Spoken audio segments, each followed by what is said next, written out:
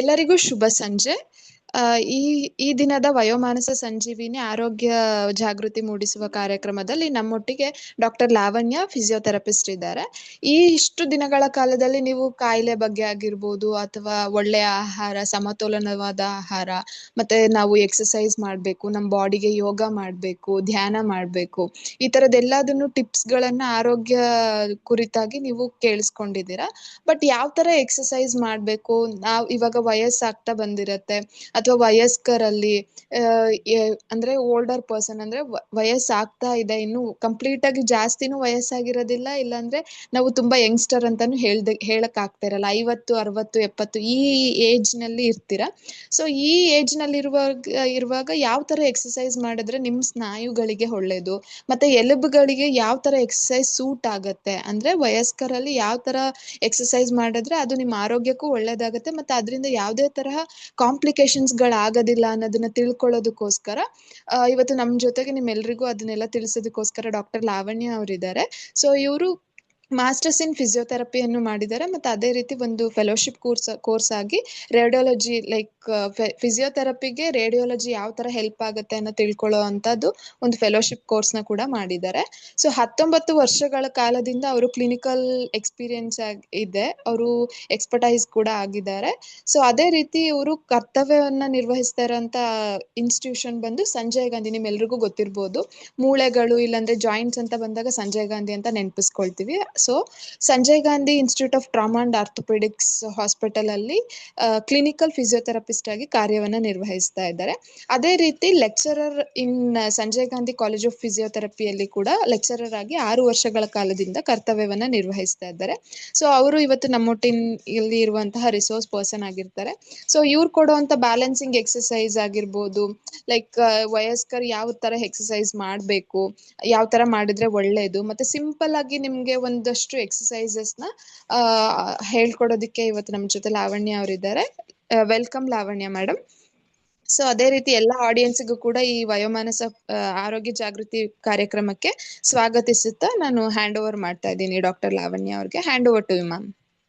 Thank you Komala madam, thank you very much. ನನ್ಗೆ ಇವತ್ತಿನ ದಿವಸ ತುಂಬಾನೇ ನನ್ನ ದನಿ ನಿಮ್ಗೆ ಎಲ್ಲರಿಗೂ ಕೇಳಿಸ್ತಾ ಇದೆಯಾ? ದಯವಿಟ್ಟು ಕೇಳಿಸ್ತಿದೆ ತಿಳಿಸಿ. Ma'am. You are clear ma'am, you are clear. Okay okay, thank you. ನನಗೆ ನಿಮ್ಯಾನ್ಸ್ ವತಿಯಿಂದ ಇವತ್ತಿನ ದಿವಸ ನಡೀತಾ ಇರುವಂಥ ವಯೋಮಾನಸ ಸಂಜೀವಿನಿ ಕಾರ್ಯಕ್ರಮಕ್ಕೆ ಆಹ್ವಾನಿಸಿದ್ದಕ್ಕೆ ನಿಮಗೆ ತುಂಬಾನೇ ಧನ್ಯವಾದಗಳು. ನನಗಿದೊಂದು ಆಪರ್ಚುನಿಟಿ, ನನಗೆ ತಿಳಿದಿರೋದನ್ನ ನಾನು ಎಲ್ಲರಿಗೂ ತಿಳಿಸೋದಕ್ಕೆ ಸಿಕ್ಕಿರೋಂಥ ಆಪರ್ಚುನಿಟಿ, ಅದು ಕೂಡ ಹಿರಿಯ ನಾಗರಿಕರಿಗೆ ತಿಳಿಸ್ತಾ ಇರೋದು ನಿಜವಾಗ್ಲೂ ನನಗೆ ಸಂತೋಷದ ವಿಚಾರ. ನಾನು ಹಿರಿಯ ನಾಗರಿಕರಲ್ಲಿ ಸಮತೋಲನ ಹೇಗೆ ಕಾಪಾಡ್ಕೊಳ್ಳೋದು ಮತ್ತು ಬ್ಯಾಲೆನ್ಸ್ ಆ್ಯಂಡ್ ಕೋಆರ್ಡಿನೇಷನು ಹೇಗೆ ಹೆಚ್ಚಿಸೋದು ಅನ್ನೋದ್ರ ಬಗ್ಗೆ ಇವತ್ತು ತಿಳಿಸ್ಕೊಡ್ತೀನಿ. ನಾನು ಈಗ ನನ್ನ ಸ್ಕ್ರೀನ್ ತಮ್ಮೆಲ್ಲರ ಜೊತೆ ಶೇರ್ ಮಾಡ್ತಾ ಇದ್ದೀನಿ. ಎಲ್ರಿಗೂ ಕಾಣಿಸುತ್ತಾ ತಿಳಿಸಿ.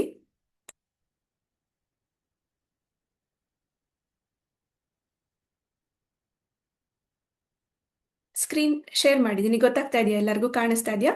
ಕಾಣ್ತಾ ಇದೆ. ಓಕೆ ಮ್ಯಾಮ್, ಕಾಣ್ತಾ ಇದೆ, ಚೆನ್ನಾಗಿ ಕಾಣ್ತಾ ಇದೆ. ಸರಿ, ಥ್ಯಾಂಕ್ ಯು.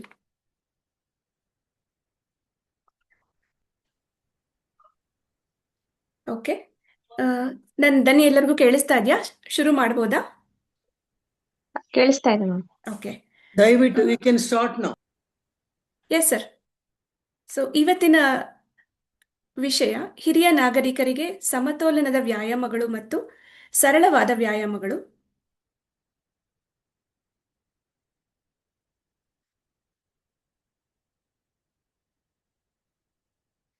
ಆರೋಗ್ಯಕರ ವೃದ್ಧಾಪ್ಯ ಅಂದ್ರೆ ಹೆಲ್ದಿ ಏಜಿಂಗ್.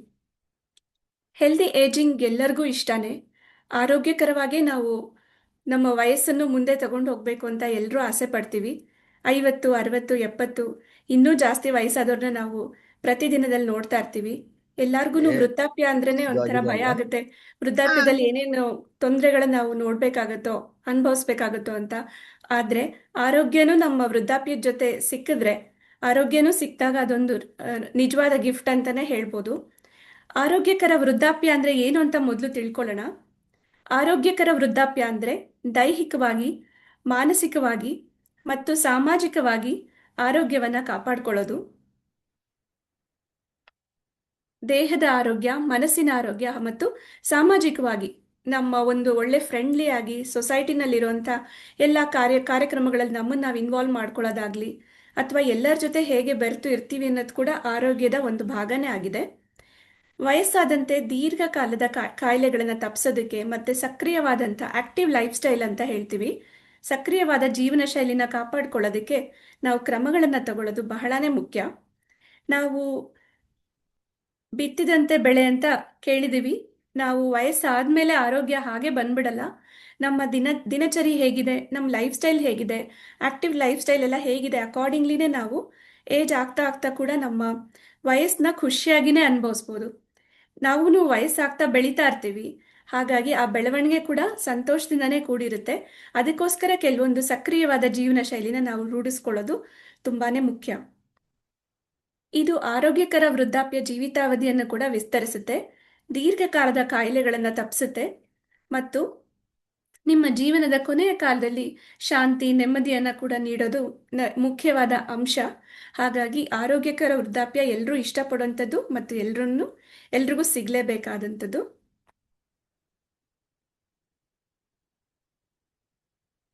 ವೃದ್ಧಾಪ್ಯ ಅಂದರೆ ನಾವು ತುಂಬ ಪಾಸಿಟಿವ್ ಆಗೇ ನೋಡ್ತೀವಿ. ವೃದ್ಧಾಪ್ಯ ನಮ್ಮ ಜೀವನದ ಕೆಲವು ಆರೋಗ್ಯಕರ ಮತ್ತು ಸಂತೋಷದಾಯಕ ವರ್ಷಗಳಾಗಿವೆ. ನಮ್ಮ ಹೃದಯನ ಬಲವಾಗಿ ಮತ್ತು ಮನಸ್ಸನ್ನು ಚುರುಕಾಗಿ ಮತ್ತು ದೇಹನ ಸಕ್ರಿಯವಾಗಿಡುವಲ್ಲಿ ಸಣ್ಣ ದೈನಂದಿನ ಅಭ್ಯಾಸಗಳು ದೊಡ್ಡ ಪಾತ್ರವನ್ನು ವಹಿಸುತ್ತೆ. ನಾವು ಸರಳವಾಗಿ ಆರೋಗ್ಯಕರವಾದಂತಹ ಬದಲಾವಣೆಗಳನ್ನು ಮಾಡ್ಕೊಳ್ಳೋ ಮೂಲಕ ಮಧುಮೇಹ ಅಂದರೆ ಡಯಾಬಿಟೀಸ್, ಸಂಧಿವಾತ ಅಂದರೆ ಆಸ್ಟಿಯೋ ಆರ್ಥ್ರೈಟಿಸ್ ಅಥವಾ ಅಧಿಕ ರಕ್ತದ ಒತ್ತಡ ಅಂದರೆ ಹೈಪರ್ ಟೆನ್ಷನ್, ಹೈ BP ಅಥವಾ ಸ್ಮರಣ ಶಕ್ತಿ ನಷ್ಟದಂತಹ ಅಲ್ಝೀಮರ್ಸ್ ಇರ್ಬೋದು. ವಯಸ್ಸಾಗ್ತಾ ಆಗ್ತಾ ಮೆದುಳಿನ ಶಕ್ತಿ ಕೂಡ ಕುಂಠಿತವಾಗುತ್ತೆ. ಅಂಥ ಸಾಮಾನ್ಯ ವಯಸ್ಸಿಗೆ ಸಂಬಂಧಪಟ್ಟಂತಹ ಸಾಮಾನ್ಯವಾಗಿ ಆಗುವಂಥ ಸಮಸ್ಯೆಗಳನ್ನು ಕೂಡ ನಾವು ತಡಿಬಹುದಾಗಿದೆ. ಅದಕ್ಕೋಸ್ಕರ ನಮ್ಮ ಆಕ್ಟಿವ್ ಲೈಫ್ ಸ್ಟೈಲ್ ಮತ್ತು ಆರೋಗ್ಯಕರ ಬದಲಾವಣೆಗಳು ನಮಗೆ ತುಂಬಾ ಮುಖ್ಯ. ನಾವು ಈ ಸ್ಟ್ಯಾಟಿಸ್ಟಿಕ್ಸ್ ಪ್ರಕಾರ ನೀವು ನೋಡೋದಾದ್ರೆ ನಮ್ಮ ದೇಶದಲ್ಲಿ 2006ರ ಸುಮಾರಿಗೆ 60ರಿಂದ 60 ಮೇಲಿರುವಂಥ ವಯೋಮಾನದ ಹಿರಿಯ ನಾಗರಿಕರು 83.6 ಮಿಲಿಯನ್ಸ್ ಇದ್ರು. ಯಾವಾಗ? 2006ರಲ್ಲಿ. ಬರ್ತಾ ಬರ್ತಾ 2011ಕ್ಕೆ ಇವರ ಸಂಖ್ಯೆ 98.47 ಮಿಲಿಯನ್ಸ್ ಆಯಿತು. 2016ಕ್ಕೆ 118.1 ಮಿಲಿಯನ್. ಸೊ ಈ ರೀತಿ 2021ರ ಟೈಮ್ಗೆ 143.25ವರೆಗೂ ಬಂದಿದೆ. ಇದು ನಮ್ಮ ಒಂದು ರೀತಿ ಮೆಡಿಕಲ್ ಮಿರಾಕಲ್. ನಮ್ಮ ಮೆಡಿಕಲ್ ಸರ್ವಿಸಸ್ ಚೆನ್ನಾಗಿದೆ ಮತ್ತು ಆರೋಗ್ಯಕರ ಜೀವನ ಶೈಲಿನೂ ಅಳವಡಿಸ್ಕೊಂಡಿರೋದ್ರಿಂದ, ಜನಸಂಖ್ಯೆನೂ ಜಾಸ್ತಿ ಆಗ್ತಾ ಇರೋದ್ರಿಂದ ಹಿರಿಯ ನಾಗರಿಕರ ಆಯುಷ್ಯಾವಧಿ ಕೂಡ ಇನ್ಕ್ರೀಸ್ ಆಗಿದೆ. By the end of 2026 173.18 millions ಅಷ್ಟು ಹಿರಿಯ ನಾಗರಿಕರು ನಮ್ಮ ಜೊತೆಗೆ ಇರ್ತಾರೆ. ಹಾಗಾಗಿ ಅವರ ಆರೋಗ್ಯ ಕಾಪಾಡ್ಕೊಳ್ಳೋದು ಕೂಡ ನಮಗೆ ಒಂದು ಪ್ರಯಾರಿಟಿ ಆಗಿದೆ. Most common elderly health problem, ವಯೋಸಹಜವಾಗಿ ಕೆಲವೊಂದು ಪ್ರಾಬ್ಲಮ್ಸನ್ನು ನಾವು ನೋಡ್ಬೋದು ವಯಸ್ಸಾದವರಲ್ಲಿ, ಹಿರಿಯ ನಾಗರಿಕರಲ್ಲಿ. ಮೊದಲನೇದಾಗಿ ಆರ್ಥ್ರೈಟಿಸ್, ಆಸ್ಟಿಯೋ ಆರ್ಥ್ರೈಟಿಸ್ ಅಂತ ಹೇಳ್ತೀವಿ, ಮೂಳೆಗೆ ಸಂಬಂಧಪಟ್ಟಿದ್ದು ಮತ್ತು ಸಂಧಿವಾತಕ್ಕೆ ಸಂಬಂಧಪಟ್ಟಿದ್ದು. ನೀವು ಸುಮಾರು ಜನರಲ್ಲಿ ಕೇಳಿರ್ಬೋದು, ಭುಜ ನೋವಿದೆ, ಮೊಣಕಾಲು ನೋವಿದೆ, ಹಿಪ್ ಪೇಯ್ನ್ ಇದೆ, ಸೊಂಟ ನೋವಿದೆ. ಈ ರೀತಿ ಎಷ್ಟೊಂದು ಪ್ರಾಬ್ಲಮ್ಸ್ನ ಹೇಳೋದು ನಮ್ಮ ಮನೆಗಳಲ್ಲೂ ನಾವು ಸಹ ನೋಡಿರ್ತೀವಿ. ಹಾಗಾಗಿ ವಯಸ್ಸಾಗ್ತಾ ಆಗ್ತಾ ಮೂಳೆ ಸಾಂದ್ರತೆ ಕೂಡ ಕಡಿಮೆ ಆಗೋದ್ರಿಂದ ಸುಮಾರಷ್ಟು ಜನ ಆರ್ಥ್ರೈಟಿಸಿಂದ ಬಳಲೋದನ್ನು ನಾವು ನೋಡ್ಬೋದು. ಹಾರ್ಟ್ ಡಿಸೀಸ್, ಹೃದಯದ ಸ್ನಾಯುಗಳು ಬಲಹೀನ ಆದಾಗ ಅಥವಾ ಹೃದಯಕ್ಕೆ ಸಂಬಂಧಪಟ್ಟಂಗೆ ತೊಂದರೆಗಳಾದಾಗ ಹಾರ್ಟ್ ಡಿಸೀಸ್ ಕಾಣಿಸುತ್ತೆ. ತುಂಬ ಜನ ವಯೋಮಾನದವ್ರಿಗೆ ನಾವು ಇದನ್ನು ಸಹ ಕಾಮನ್ ಆಗಿ ನೋಡ್ತೀವಿ. ಕೆಲವು ಥರದ ಕ್ಯಾನ್ಸರ್, ರೆಸ್ಪಿರೇಟರಿ ಪ್ರಾಬ್ಲಮ್ಸ್, ಶ್ವಾಸಕೋಶ ಸಂಬಂಧಪಟ್ಟಂತಹ ಪ್ರಾಬ್ಲಮ್ಸು, ಆಲ್ಝೀಮರ್ಸ್, ಮರೆವು ಕಾಯಿಲೆಗಳಾಗಿರ್ಬೋದು ಅಥವಾ ಮೆದುಳಿಗೆ ಕಾರ್ಯಕ್ಷಮತೆ ಕಡಿಮೆ ಆದಾಗ ಬರುವಂಥ ಕಾಯಿಲೆಗಳಿರ್ಬೋದು. ಆಸ್ಟಿಯೋಪೊರೋಸಿಸ್, ಇದು ನಮ್ಮ ಮೂಳೆಗಳ ಸಾಂದ್ರತೆನ ಕಡಿಮೆ ಮಾಡ್ತಾ ಹೋಗುತ್ತೆ. ವಯಸ್ಸಾಗ್ತಾ ಆಗ್ತಾ ವೇರ್ ಅಂಡ್ ಟೇರ್ ಅಂತ ಹೇಳ್ತೀವಿ. ನಾವು ಹೇಗೆ ನಮ್ಮ ವಸ್ತುಗಳನ್ನ ಬಳಸ್ತಾ ಸವಿಯಕ್ಕೆ ಶುರುವಾಗುತ್ತೋ ಹಾಗೆ ನಮ್ಮ ದೇಹ ಕೂಡ ಬಳಸ್ತಾ ಚಿಕ್ಕ ವಯಸ್ಸಿಂದ ಇಲ್ಲಿವರೆಗೂ ನಾವು ಹೇಗೆ ಕಾರ್ಯಕ್ಷಮತೆಯಲ್ಲಿ ಇಟ್ಕೊಂಡಿದ್ದೀವೋ ಹಾಗೆ ಮೂಳೆಗಳ ಸಾಂದ್ರತೆ ಕೂಡ ಕಡಿಮೆ ಆಗ್ತಾ ಬರುತ್ತೆ.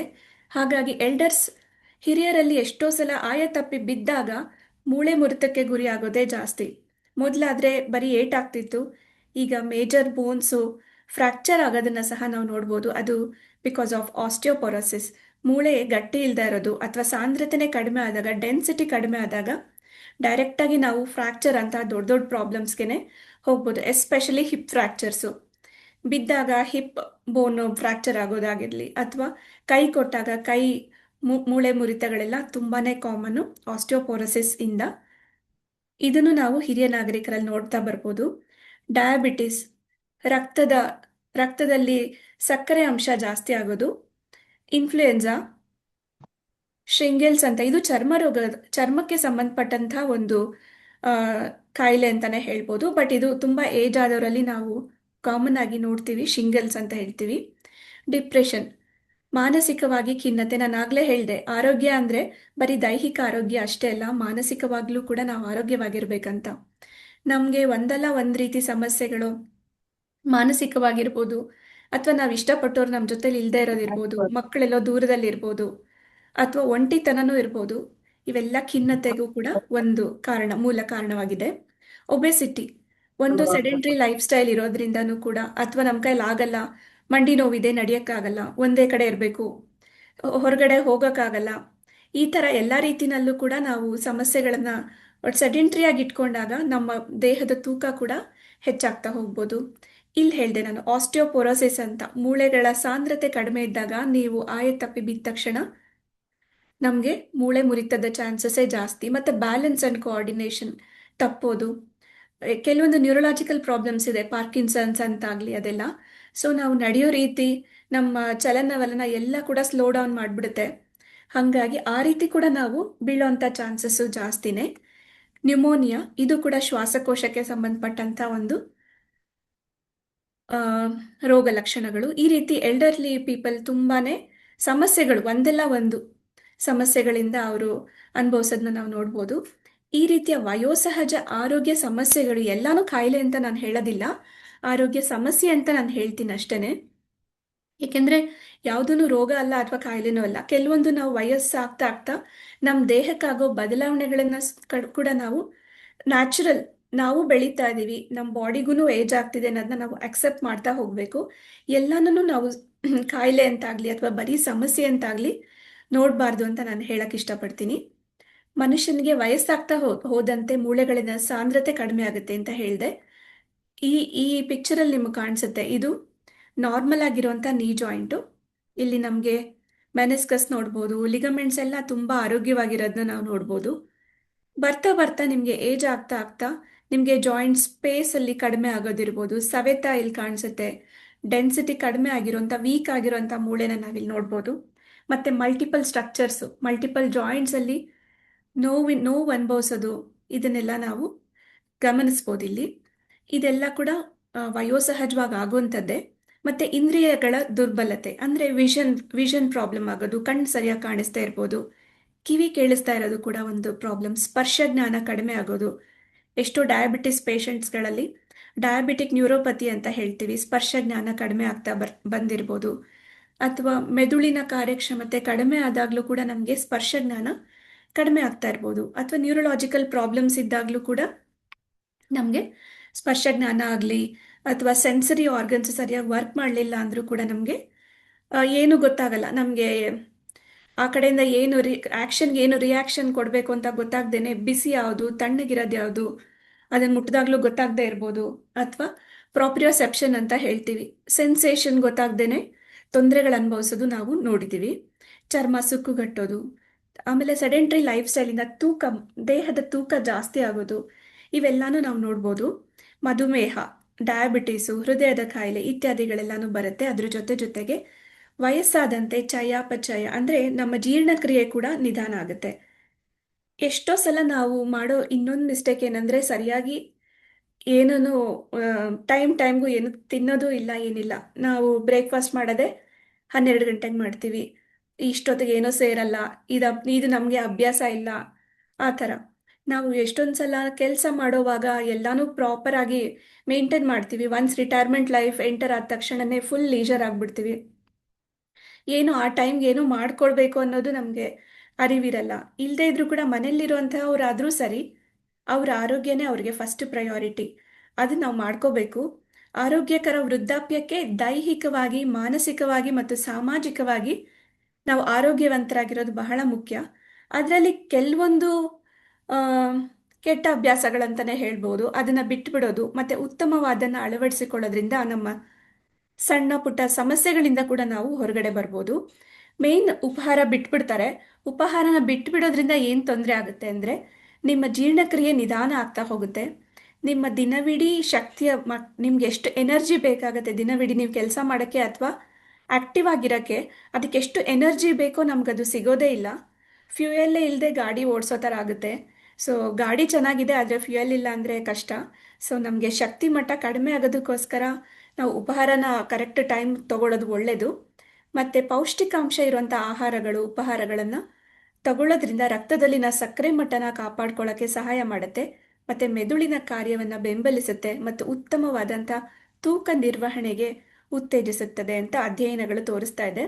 ಹಾಗಾಗಿ ಸರಿಯಾಗಿ ಬೆಳಗ್ಗೆ ಎದ್ದ ತಕ್ಷಣ ಟೈಮಿಗೆ ಸರಿಯಾಗಿ ನಾವು ಬ್ರೇಕ್ಫಾಸ್ಟ್ ಮಾಡೋದನ್ನ ಫಸ್ಟ್ ಸ್ಕಿಪ್ ಮಾಡಬಾರ್ದು. ಅದರಿಂದನೇ ನಮಗೆ ದಿನಕ್ಕೆಲ್ಲನೂ ಎನರ್ಜಿ ಸಪ್ಲೈ ಆಗೋದ್ರಿಂದ ಫಸ್ಟ್ ಆ್ಯಂಡ್ ಫಾರ್ಮೋಸ್ಟ್ ಅದನ್ನು ನಾವು ಮಾಡ್ತಾ ಇಲ್ಲ ಅಂದರೆ ಇದನ್ನು ಸರಿಯಾಗಿ ಮಾಡ್ಕೊಳ್ಳೋದು ಒಳ್ಳೆಯದು. ಎರಡನೇದು ನಿರ್ಜಲೀಕರಣ ಅಂದರೆ ಡಿಹೈಡ್ರೇಷನ್. ಸರಿಯಾಗಿ ನೀರು ಕುಡಿತಾ ಇರೋದು, ಇದರಿಂದ ಏನಾಗುತ್ತೆ, ನಮ್ಗೆ ಬೇಗ ಆಯಾಸ ಅನಿಸುತ್ತೆ, ತಲೆ ತಿರುಗುತ್ತೆ ಮತ್ತು ಮೆದುಳಿನ ಕಾರ್ಯಕ್ಷಮತೆ ಕೂಡ ಕಡಿಮೆ ಆಗ್ತಾ ಬರುತ್ತೆ. ಹಾಗಾಗಿ ವಯಸ್ಕರಿಗೆ ಸಾಮಾನ್ಯವಾಗಿ ಬಾಯಾರಿಕೆ ಕಡಿಮೆನೇ ಆಗೋದು. ಹಾಗಾಗಿ ಬಾಯಾರಿಕೆ ಆದರೆ ಮಾತ್ರ ನೀರು ಕುಡಿಬೇಕು ಅಂತ ಅಂದ್ಕೊಳ್ತೀವಿ, ಅದೂ ತಪ್ಪು. ಸಾಕಷ್ಟು ನೀರು ಕುಡಿದೇ ಇದ್ದರೆ ಹಲವು ಸಮಸ್ಯೆಗಳನ್ನು ನಾವು ಎದುರಿಸ್ಬೇಕಾಗತ್ತೆ. ಅದಕ್ಕೋಸ್ಕರ ಆದಷ್ಟು ನೀರು ಕುಡಿಯೋದು ಒಳ್ಳೆಯದು. ಮೂರನೇದಾಗಿ ಜಡ ಜೀವನ ಶೈಲಿ ಅಂದರೆ ಸೆಡೆಂಟ್ರಿ ಲೈಫ್ ಸ್ಟೈಲ್. ನಮಗೆ ಬಾಡಿನಲ್ಲಿರೋ ಪೇನ್ಸು ಎಷ್ಟೊಂದು ಸಲ ನಾವು ಆ್ಯಕ್ಟಿವ್ ಆಗಿರೋಕ್ಕೆ ನಮ್ಮನ್ನು ಬಿಡೋದಿಲ್ಲ. ಕೆಲವೊಂದು ಸಲ ಡಾಕ್ಟರ್ಸು ನಾವು ಹೇಳ್ತೀವಿ, ನೀವು ಜಾಸ್ತಿ ಓಡಾಡಬಾರ್ದು, ಕೂತ್ಕೊಂಡಿರಬೇಕು ಅಥವಾ ಕೆಳಗಡೆ ಕೂತ್ಕೋಬಾರ್ದು, ಮೆಟ್ಲು ಹತ್ತಿ ಇಳಿಬಾರ್ದು. ಯಾವಾಗಲೂ ನಾವು ಏನು ಮಾಡಬಾರ್ದು ಅಂತ ಹೇಳ್ತೀವಿ ಹೊರತು ಏನೇನು ಮಾಡಬೇಕು ಅನ್ನೋದು ಕೂಡ ನಾವು ಹೇಳಲೇಬೇಕು. ಹಾಗಾಗಿ ಎಲ್ಲ ನಾವು ಡೋಂಟ್ಸ್ ಅಂತಲೇ ನಾವು ಜಾಸ್ತಿ ಹೇಳೋದ್ರಿಂದ ಇನ್ನೂ ಸೆಡೆಂಟ್ರಿ ಆಗೇನೆ ಇರೋದಕ್ಕೆ ಆಗ್ಬಿಡುತ್ತೆ ಹಿರಿಯ ನಾಗರಿಕರಲ್ಲಿ ಅಥವಾ ಯಾರೇ ಆಗಲಿ. ಸೊ ನಾವು ಏನು ಮಾಡಬೇಕು, ಏನು ಮಾಡಬಾರ್ದು ಅನ್ನೋದ್ರ ಜೊತೆಗೆ ಯಾವ್ಯಾವುದನ್ನು ಮಾಡಬೇಕು ಅಂತ ಕೂಡ ನಾವು ಅಡ್ವೈಸ್ ಮಾಡಬೇಕು. ನಮ್ಮಲ್ಲಿ ಎಷ್ಟೊಂದು ಸಲ ನಾವು ಬರೀ ಪ್ರಾಬ್ಲಮ್ಸ್ನ ಮಾತ್ರ ನಾವು ಹೇಳ್ತೀವಿ ನಮ್ಮ ಪೇಷಂಟ್ಸ್ಗೆ, ಅವರಲ್ಲಿರೋಂಥ ಸ್ಟ್ರೆಂತನ್ನ ನಾವು ತೋರಿಸೋದಿಲ್ಲ. ಹಾಗಾಗಿ ಅವರಲ್ಲಿರೋಂಥ ಸ್ಟ್ರೆಂತ್ ಬಗ್ಗೆನೂ ನಾವು ಗಮನ ಕೊಟ್ಟಲ್ಲಿ ಅವರ ಜೀವನ ಶೈಲಿನೂ ಆ್ಯಕ್ಟಿವ್ ಆಗಿರುತ್ತೆ ಅಂತ ನನಗನ್ಸುತ್ತೆ. ಸೊ ಸೆಡೆಂಟ್ರಿ ಲೈಫ್ ಸ್ಟೈಲು, ದೈಹಿಕ ಚಟುವಟಿಕೆಯ ಕೊರತೆ, ಇದರಿಂದ ನಮಗೆ ಹೃದ್ರೋಗ ಆಗಲಿ, ಬೊಜ್ಜಾಗಲಿ, ಮಾಂಸಖಂಡಗಳು ಕೂಡ ನಷ್ಟ ಆಗುವಂಥ ಅಪಾಯವನ್ನು ಹೆಚ್ಚಿಸುತ್ತೆ. ನಿಯಮಿತವಾದ ವ್ಯಾಯಾಮ ನಮಗೆ ಈ ಎಲ್ಲ ಸಮತೋಲನವಾದಂಥ ಆರೋಗ್ಯ, ಮಾನಸಿಕ ಸ್ಪಷ್ಟತೆಯನ್ನು ಕೂಡ ಬೆಂಬಲಿಸುತ್ತೆ. ಅದಕ್ಕೋಸ್ಕರ ನಾವು ಸೆಡೆಂಟ್ರಿ ಲೈಫ್ ಸ್ಟೈಲಿಂದ ಆಚೆ ಬರಬೇಕಂದ್ರೆ ಒಂದು ಆ್ಯಕ್ಟಿವ್ ಆಗಿ ನಮ್ಮೆಲ್ಲ ಡೇ ಟು ಡೇ ಆ್ಯಕ್ಟಿವಿಟೀಸ್, ನೀವೇನು ಜಾಸ್ತಿ ಮಾಡಲಿಲ್ಲ ಅಂದರೂ ನಿಮ್ಮ ಕೆಲಸಗಳನ್ನು ನೀವು ಮಾಡ್ಕೋಬೋದು.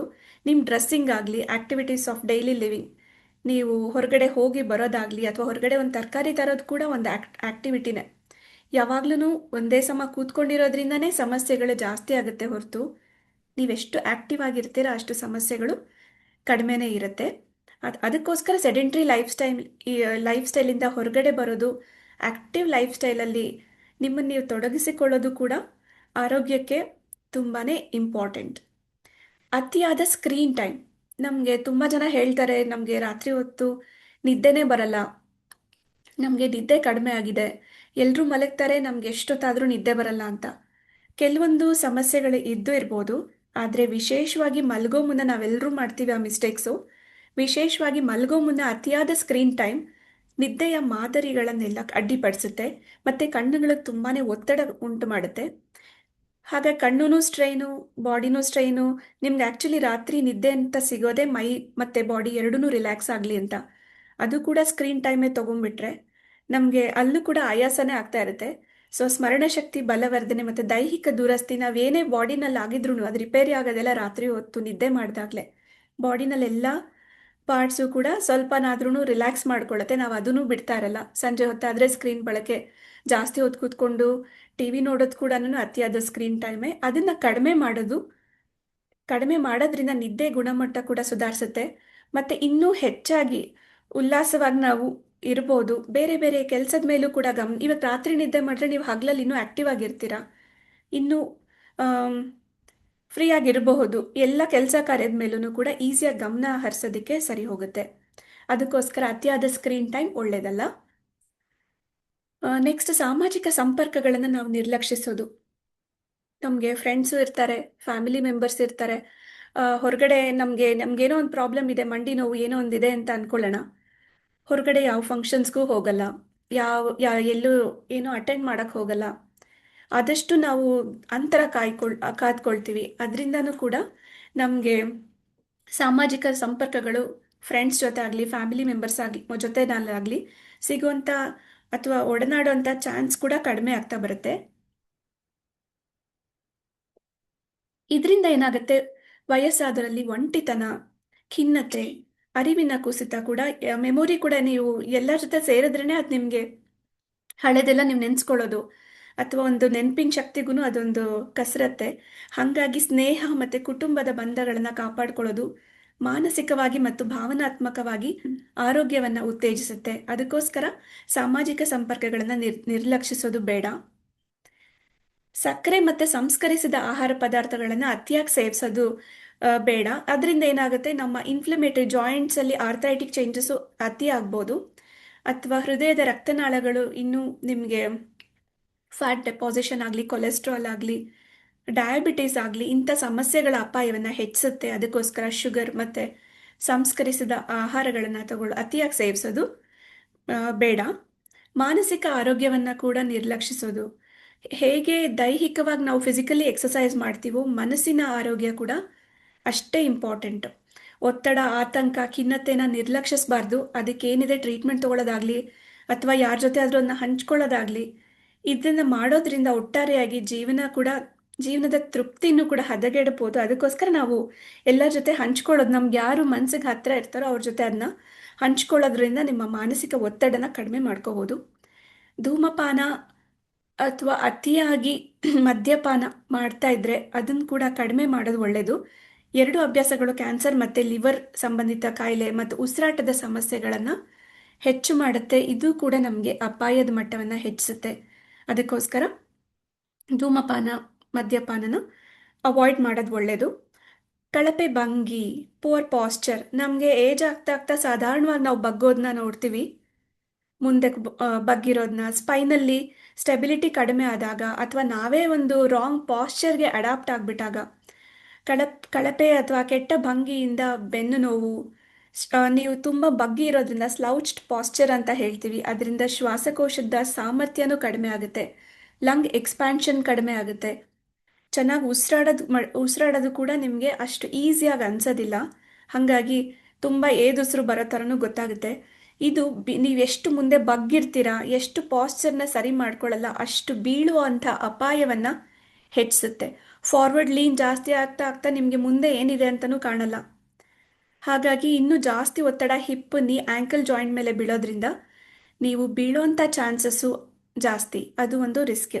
ಹಾಗಾಗಿ ನಾವು ಕಳಪೆ ಭಂಗಿ, ನಮ್ಮದು ಪುವರ್ ಪಾಸ್ಚರಿಂದ ನಾವು ಹೊರಗಡೆ ಬಂದು ನಾರ್ಮಲ್ ಒಳ್ಳೆ ಪಾಸ್ಚರ್ಗೆ ಅಡಾಪ್ಟ್ ಆಗೋದ್ರಿಂದ ಬೇರೆ ಜಾಯಿಂಟ್ಸ್ ಮೇಲೆ ಆಗುವಂಥ ಅನಗತ್ಯವಾದ ಸ್ಟ್ರೆಸ್ನ ಕೂಡ ನಾವು ಕಡಿಮೆ ಮಾಡ್ಬೋದು. ನೆಕ್ಸ್ಟ್, ಆರೋಗ್ಯ ತಪಾಸಣೆ, ಅದನ್ನು ನಿರ್ಲಕ್ಷಿಸೋದು ಕೂಡ, ಇವೆಲ್ಲ ಕೂಡ ಅನಾರೋಗ್ಯಕ್ಕೆ ಪ್ರಮುಖ ಕಾರಣಗಳೇ. ಬ್ರೇಕ್ಫಾಸ್ಟ್ ಸ್ಕಿಪ್ ಮಾಡೋದು, ಡಿಹೈಡ್ರೇಷನು, ಸೆಡೆಂಟ್ರಿ ಲೈಫ್ ಸ್ಟೈಲ್, ಅತಿಯಾದ ಸ್ಕ್ರೀನ್ ಟೈಮ್, ಅತಿಯಾದ ಸಕ್ಕರೆ ಸೇವನೆ, ಧೂಮಪಾನ, ಮದ್ಯಪಾನ ಮತ್ತು ಕಳಪೆ ಭಂಗಿ, ಆರೋಗ್ಯ ತಪಾಸಣೆನ ನಿರ್ಲಕ್ಷಿಸೋದು ಕೂಡ ಅನಾರೋಗ್ಯಕ್ಕೆ ಪ್ರಮುಖ ಕಾರಣ. ನಿಯಮಿತವಾದಂಥ ಆರೋಗ್ಯ ತಪಾಸಣೆ ಮತ್ತು ತಪಾಸಣೆಗಳನ್ನು ನಿರ್ಲಕ್ಷಿಸೋದು ಚಿಕಿತ್ಸೆ ನೀಡಬಹುದಾದ ನಾವೇನು ಮಾಡ್ತೀವಿ, ಜಾಸ್ತಿ ಆಗೋವರೆಗೂ ಡಾಕ್ಟರ್ಸ್ ಹತ್ರ ಹೋಗಲ್ಲ. ಹಾಗಾಗಿ ಕಡಿಮೆ ಇದ್ದಾಗಲೇ ಸಮಸ್ಯೆನ ನಾವು ಸರಿ ಮಾಡ್ಕೋಬೋದು. ಅದಕ್ಕೆ ತಗೊಳ್ಳೋಂಥ ಟೈಮ್ ಕೂಡ ಹೀಲಿಂಗ್ ಟೈಮ್ ಅಥವಾ ನೀವು ರಿಕವರಿ ಟೈಮ್ ಅಂತ ಹೇಳ್ಬೋದು, ಅದು ಕಡಿಮೆ ಇರುತ್ತೆ. ನಾವು ಜಾಸ್ತಿ ನಿರ್ಲಕ್ಷಣೆ ಮಾಡಿದಾಗ ಏನಾಗುತ್ತೆ, ಇನ್ನೂ ನಮಗೆ ಅತಿಯಾಗಿ ಸ್ಟ್ರೈನೇ ಆಗುತ್ತೆ ಅಥವಾ ರಿಕವರಿ ಟೈಮ್ ಜಾಸ್ತಿ ಆಗುತ್ತೆ. ಹಾಗಾಗಿ ಆರೋಗ್ಯ ತಪಾಸಣೆ ರೆಗ್ಯುಲರ್ ಆಗಿ ಆಗ್ತಾ ಇದ್ರೆ ಒಳ್ಳೆಯದು. ಅಟ್ಲೀಸ್ಟ್ 6 ತಿಂಗಳಿಗೊಂದ್ಸಲನೋ ಅಥವಾ ವರ್ಷಕ್ಕೆ ಒಂದ್ಸಲನೋ ನಮಗೆ ಯಾವ ಪ್ಯಾರಾಮೀಟರ್ಸು ಜಾಸ್ತಿ ಇತ್ತು ಅಥವಾ ತೊಂದರೆ ಇತ್ತು ಅದನ್ನು ಬೇಕಾದ್ರೆ ನೀವು ರಿಪೀಟ್ ಮಾಡ್ಬೋದು. ಎಲ್ಲಾನು ನಿಮ್ಮ ವೈದ್ಯರ ಸಲಹೆ ಮೇರೆಗೆ ಮಾಡಿಸ್ಕೊಳ್ಳೋದು ಒಳ್ಳೆಯದು. ವ್ಯಾಯಾಮ ಯಾಕೆ ಮಾಡಬೇಕು ಅಂತ ಈಗ ನಾವು ಎಲ್ಲ ರೀತಿನಲ್ಲೂ ಹೇಳಕ್ ಹೋದ್ರೆ ಒತ್ತಡಕ್ಕೂ ವ್ಯಾಯಾಮ ಅಂತೀವಿ, ಕಾರ್ಡಿಯಾಕ್ ಹೆಲ್ತ್ಗೂ ವ್ಯಾಯಾಮ ಅಂತೀವಿ. ಸೊ ಈ ವ್ಯಾಯಾಮ ನಿಜವಾಗ್ಲೂ ಯಾಕೆ ಮಾಡಬೇಕು, ಎಷ್ಟು ಮಾಡಬೇಕು ಅಂತ ತಿಳ್ಕೊಳ್ಳೋ ಸಮಯ ಇದು. ವ್ಯಾಯಾಮದಿಂದ ದೈಹಿಕ ಮತ್ತು ಮಾನಸಿಕ ಆರೋಗ್ಯ ವೃದ್ಧಿ ಆಗುತ್ತೆ, ಹಾಗಾಗಿ ಇದು ತುಂಬಾನೇ ಅತ್ಯಗತ್ಯ. ಸೊ ಇದರಿಂದ ಏನು ಪ್ರಯೋಜನ ಆಗುತ್ತೆ ಅಂತ ನೋಡೋಣ.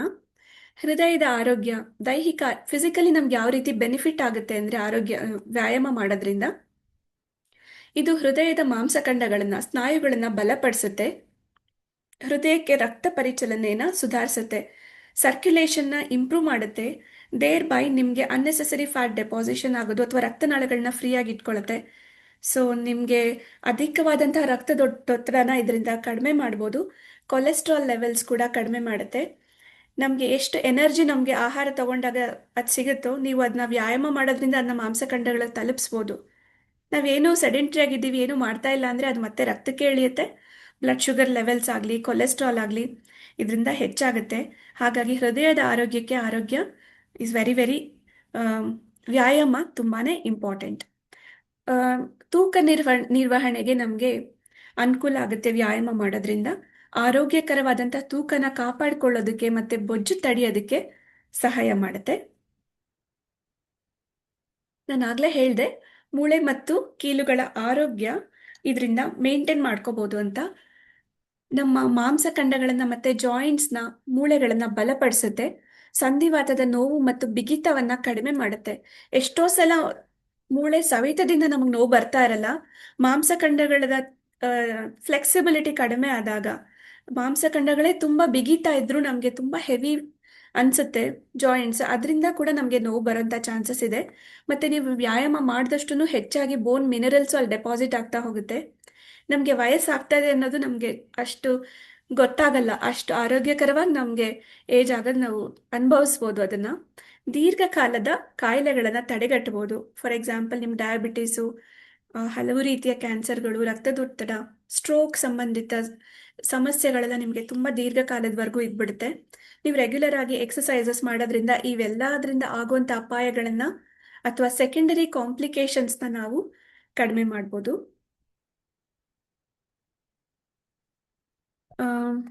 ಎಕ್ಸಸೈಸಸ್ ಇಂದ ಅಥವಾ ವ್ಯಾಯಾಮ ರೆಗ್ಯುಲರ್ ನಿಯಮಿತವಾಗಿ ಮಾಡೋದ್ರಿಂದ ನಮಗೆ ಪ್ರಯೋಜನಗಳೇ ಜಾಸ್ತಿ. ಹಾಗಾಗಿ ನಿಯಮಿತ ದೈಹಿಕ ಚಟುವಟಿಕೆ ದೀರ್ಘಕಾಲದ ಕಾಯಿಲೆಗಳ ಅಪಾಯವನ್ನು ಕಡಿಮೆಗೊಳಿಸುತ್ತೆ ಮತ್ತು ಒಟ್ಟಾರೆ ನಮ್ಮ ಜೀವನದ ಗುಣಮಟ್ಟ ಅಂದರೆ ಕ್ವಾಲಿಟಿ ಆಫ್ ಲೈಫ್ನ ಹೆಚ್ಚಿಸುತ್ತೆ. ದೈಹಿಕ ಆರೋಗ್ಯನ ನೋಡಿದ್ವಿ, ಫಿಸಿಕಲಿ ನಾವೆಷ್ಟು ಫಿಟ್ ಆಗಿರ್ಬೋದು, ಯಾವ ರೀತಿ ತೊಂದರೆ ಇರಲ್ಲ ಅಂತ. ಮಾನಸಿಕವಾಗಿ ಆಗುವಂಥ ಪ್ರಯೋಜನಗಳನ್ನು ಈಗ ನೋಡ್ಬೇಕಂದ್ರೆ ಒತ್ತಡ ಮತ್ತು ಆತಂಕ ನಿವಾರಣೆ ಆಗುತ್ತೆ. ನೀವು ನಿಯಮಿತವಾಗಿ ಸಿಂಪಲ್ ಎಕ್ಸಸೈಸಸ್ ಮಾಡೋದ್ರಿಂದ ಕೂಡ ನಮ್ಮ ಮೆದುಳಿನಲ್ಲಿ ಎಂಡಾರ್ಫಿನ್ ಅನ್ನೋಂಥ ಹಾರ್ಮೋನ್ ಬಿಡುಗಡೆ ಆಗುತ್ತೆ. ಈ ಎಂಡಾರ್ಫಿನ್ ಬಿಡುಗಡೆಗೆ ಒಂಥರ ಹ್ಯಾಪಿ ಹಾರ್ಮೋನ್ ಅಂತಲೇ ಹೇಳ್ತೀವಿ, ಖುಷಿ ಕೊಡುತ್ತೆ. ಇದರಿಂದ ನಮ್ಮ ಒತ್ತಡ, ಖಿನ್ನತೆ ಮತ್ತು ಆತಂಕನ, ಆಂಗ್ಸೈಟಿನ ಇದು ಕಡಿಮೆ ಮಾಡುತ್ತೆ. ನೀವು ವ್ಯಾಯಾಮ ಮಾಡ್ತಿದ್ದೀರಾ ರೆಗ್ಯುಲರ್ ಆಗಿ ಅಂದರೆ ನಿಮ್ಮ ನಿದ್ದೆ ಗುಣಮಟ್ಟನ ಇದು ಸುಧಾರಿಸುತ್ತೆ. ನಮಗೊಂದು ಕಾನ್ಫಿಡೆನ್ಸ್ ಇರುತ್ತೆ, ನಾವು ವ್ಯಾಯಾಮ ಮಾಡ್ತಿದ್ರೆ ನಮ್ಗೆ ಒಳ್ಳೆ ಪಾಸ್ಚರ್ ಇರುತ್ತೆ, ನಾವು ಎಲ್ಲರನ್ನೂ ನೋಡೋ ರೀತಿ ಅಥವಾ ಎಲ್ಲರೂ ನಮ್ಮನ್ನು ನೋಡೋ ರೀತಿನೂ ಬದಲಾಗುತ್ತೆ, ನಮ್ಮ ಮನಸ್ಥಿತಿನೂ ಸುಧಾರಿಸುತ್ತೆ, ಜೊತೆಗೆ ನಮಗೊಂದು ಕಾನ್ಫಿಡೆನ್ಸ್ ಲೆವೆಲ್ನ ಕೊಡುತ್ತೆ. ನೀವು ಇನ್ನೂ ಆರೋಗ್ಯಕರವಾಗಿ ಕಾಣಿಸ್ಕೋಬೋದು. ಸಮತೋಲಿತ ಆಹಾರ ಕೂಡ ಇದಕ್ಕಷ್ಟೇ ಮುಖ್ಯ. ಸಾಕಷ್ಟು ಹಣ್ಣು, ತರಕಾರಿ ಮತ್ತು ಸಂಪೂರ್ಣ ಧಾನ್ಯ, ಹೋಲ್ ಗ್ರೈನ್ಸ್ ಅಂತ ಹೇಳ್ತೀವಿ, ಇದನ್ನೆಲ್ಲ ಒಳಗೊಂಡಿರುವಂಥ ಆಹಾರನ ನಾವು ತಗೊಳ್ಳೋದ್ರಿಂದ ಹೆಚ್ಚಿನ ಪ್ರಮಾಣದ ಫೈಬರ್ಸ್ನ ಅದು ನಮಗೆ ನೀಡುತ್ತೆ. ಜೀರ್ಣಕ್ರಿಯೆ ಇದರಿಂದ ತುಂಬ ಚೆನ್ನಾಗಿರುತ್ತೆ. ಅದರಿಂದ ನೀವು ಎಷ್ಟೋ ಜನ ಊಟ ಮಾಡಬೇಕು ಅಂತಾನೆ ಅನ್ಸಲ್ಲ, ಅದರಿಂದನೂ ಅವರು ಒಬೆಸಿಟಿ ಏನು ತಿಂತಾ ಇಲ್ಲ ಆದರೂ ನಾವು ತುಂಬ ತೂಕ ಇದ್ದೀವಿ ಏನು ಮಾಡ್ಬೇಕಂತೆಲ್ಲ ಕೇಳ್ತಾರೆ. ಸಮತೋಲಿತ ಆಹಾರನೂ ಕೂಡ ನಮಗೆ ವ್ಯಾಯಾಮದಷ್ಟೇ ಇಂಪಾರ್ಟೆಂಟ್. ಅವೆರಡು ನಮಗೆ ಕೋಆರ್ಡಿನೇಷನಲ್ಲಿ ಇದ್ದರೆ, ಎರಡು ಜೊತೆಗೆ ನೀವು ತಗೊಂಡಾಗ ಕೊಲೆಸ್ಟ್ರಾಲ್ನ ನಿಯಂತ್ರಣ ಮಾಡ್ಬೋದು. ನಾರ್ಮಲ್ ಆಗಿರೋಂಥ ಆರೋಗ್ಯಕರವಾದಂಥ ತೂಕವನ್ನು ಕೂಡ ನಾವು ಮೇಂಟೈನ್ ಮಾಡ್ಬೋದು. ವೆಯ್ಟ್ ಮೇಂಟೈನ್ ಮಾಡಿದಾಗ ನಿಮ್ಮ ಜಾಯಿಂಟ್ಸ್ ಮೇಲೆ ಆಗುವಂಥ ಅನಗತ್ಯವಾದಂಥ ಒತ್ತಡನೂ ಕಡಿಮೆ ಮಾಡ್ಬೋದು. ಅದರಿಂದ ನಾವು ನೋವುಗಳಿಂದ ಹೊರಗಡೆ ಬರ್ಬೋದು.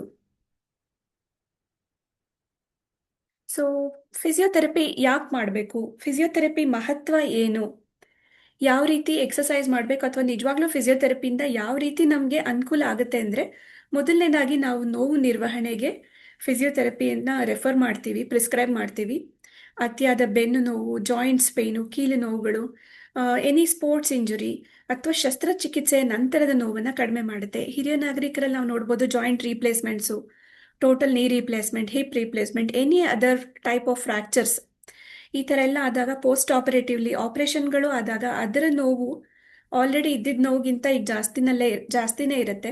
ಹಾಗಾಗಿ ಪೋಸ್ಟ್ ಸರ್ಜಿಕಲ್ ಪೇಯ್ನ್ ಏನಿದೆ, ಶಸ್ತ್ರಚಿಕಿತ್ಸೆಯ ನಂತರ ಬರುವಂಥ ನೋವುಗಳನ್ನು ನಾವು ರೈಟ್ ಎಕ್ಸಸೈಸಸ್ಸು, ಅದಕ್ಕೆ ಯಾವ ರೀತಿ ಮಾಂಸಖಂಡಗಳನ್ನು ಬಲಪಡಿಸ್ಬೋದು, ಯಾವ ರೀತಿ ಮೂವ್ಮೆಂಟ್ ಫ್ಲೆಕ್ಸಿಬಿಲಿಟಿನ ಇಂಪ್ರೂವ್ ಮಾಡ್ಕೋಬೋದು ಅಂತ ಮಾಡಿಕೊಂಡು ನಾವು ಇದರಿಂದ ಬರೋ ಸಮಸ್ಯೆಯಿಂದ ಬರ್ತಿರೋಂಥ ನೋವನ್ನ ನಿರ್ವಹಿಸ್ಬೋದು ಫಿಸಿಯೋಥೆರಪಿಯಿಂದ.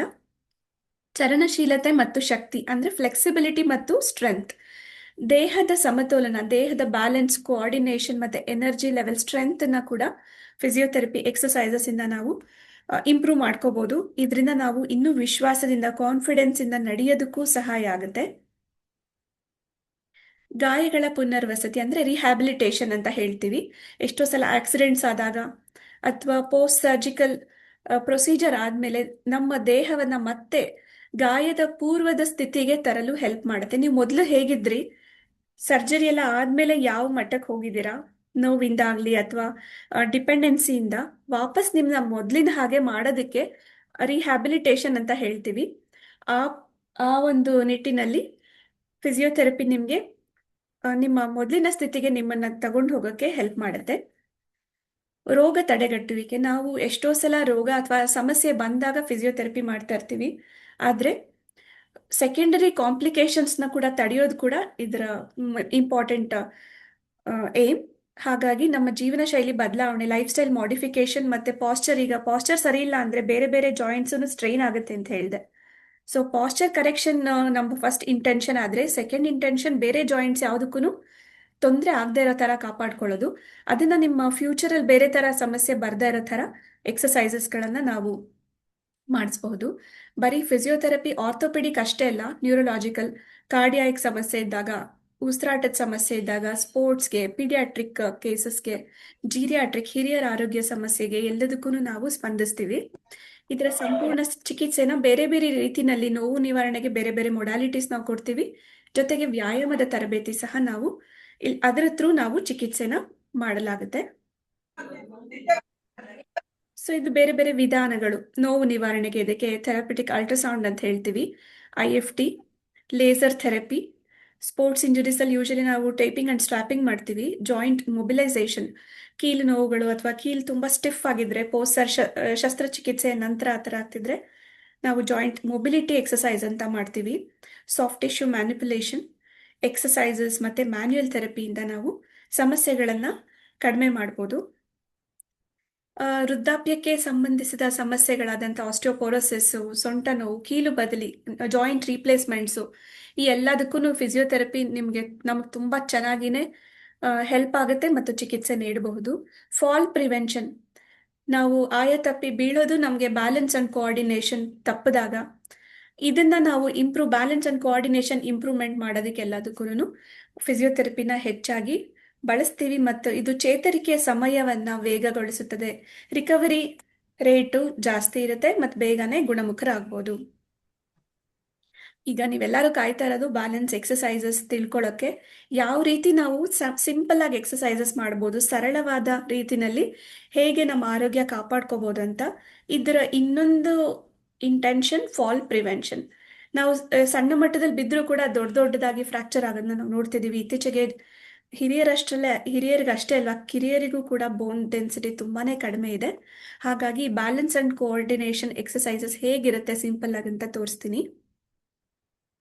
ಸೊ ಇದು fall prevention balance exercises for senior citizens. ನೀವು ತುಂಬ ಈಸಿಯಾಗಿ ಮನೆಯಲ್ಲೇ ಮಾಡ್ಕೊಳ್ಳೋಂಥ ಎಕ್ಸಸೈಸಸ್ಸು. ಬದಲಿಗೆ ನೀವೊಂದು ಚೇರ್ನ ಇದರಲ್ಲಿ ನೋಡ್ತಾ ಇದ್ದೀರಾ, ಬಳಸ್ಬೋದು. ನೀವು ಬ್ಯಾಲೆನ್ಸ್ನ ಮೇಂಟೈನ್ ಮಾಡಿಕೊಂಡು ಚೇರ್ನ ಹಿಡಿದಿಟ್ಕೊಂಡು ನಿಧಾನವಾಗಿ ನಿಮ್ಮ ಹಿಂಡಿನ ಎತ್ತೋದು ಇಳಿಸೋದು, ಹೀಲ್ ರೇಸಸ್ ಅಂತ. ಹೋಲ್ಡ್ ಎ ಚೇರ್ ಹಿಡಿದಿಟ್ಕೊಂಡು ನಿಧಾನವಾಗಿ ನಿಮ್ಮ ಹಿಂಬಡಿನ ಎತ್ತಿ ಇಳಿಸೋದು, ನಿಧಾನಕ್ಕೆ ನಿಮ್ಮ ಕಾಲು ಬೆರಳನ್ನ ಎತ್ತಿ ಇಳಿಸೋದು. And you can hold it for 3 seconds. 3 second ಹಿಡ್ಕೊಂಡು ಇದನ್ನ ಬರೀ 10 ರಿಪಿಟೇಷನ್ ಮಾಡೋದು. 10 ಸಲ ನಿಧಾನಕ್ಕೆ ಹಿಂಬಡಿನ ಮೇಲೆ ಎತ್ತೋದು ಇಳಿಸೋದು ಇದರಲ್ಲಿ ನೋಡ್ಬೋದು. ನಿಧಾನಕ್ಕೆ ಪಾದ ಆಡಿಸೋದು, ಹೀಲ್ ಟೋ ರಾಕ್ಸ್ ಅಂತ. ಅದು ವೆಯ್ಟ್ಸ್ನ ನಿಮಗೆ ಒಂದು ಕಾಲಿಂದ ಇನ್ನೊಂದು ಕಾಲಿಗೆ ಶಿಫ್ಟ್ ಮಾಡ್ಬೋದು.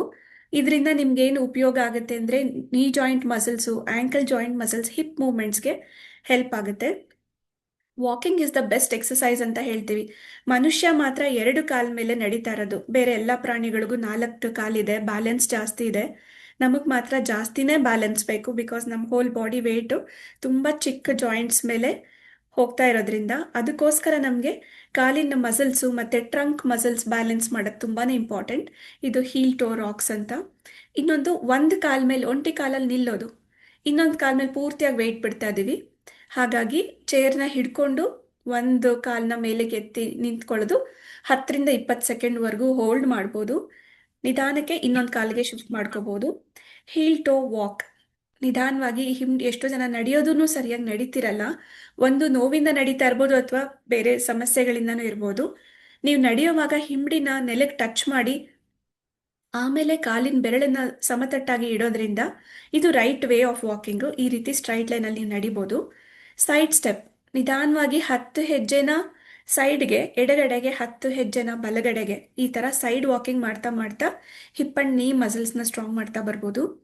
ಚೇರ್ನ ಹಿಡ್ಕೊಂಡು ಲೆಗ್ ಸ್ವಿಂಗ್ಸ್, ಕಾಲನ್ನ ಸೈಡ್ಗೆ ತಗೊಳ್ಳೋದು ಮಾಡ್ತಾ ಬರ್ಬೋದು. ನಿಂತಿದ್ದ ಜಾಗದಲ್ಲೇ ನೀವು ನಿಧಾನವಾಗಿ ಮಾರ್ಚ್ ಮಾಡೋ ಥರ ನಿಧಾನವಾಗಿ ಒಂದು ಕಾಲನ್ನ ಇನ್ನೊಂದು ಕಾಲನ್ನ ಮೇಲೆ ಕೆಳಗಡೆ ಎತ್ತಿ ನಿಧಾನವಾಗಿ ನಡೆಯೋ ಥರನೇ ಬಟ್ ನಿಂತಿರೋ ಜಾಗದಲ್ಲೇ ಮಾಡ್ಬೋದು.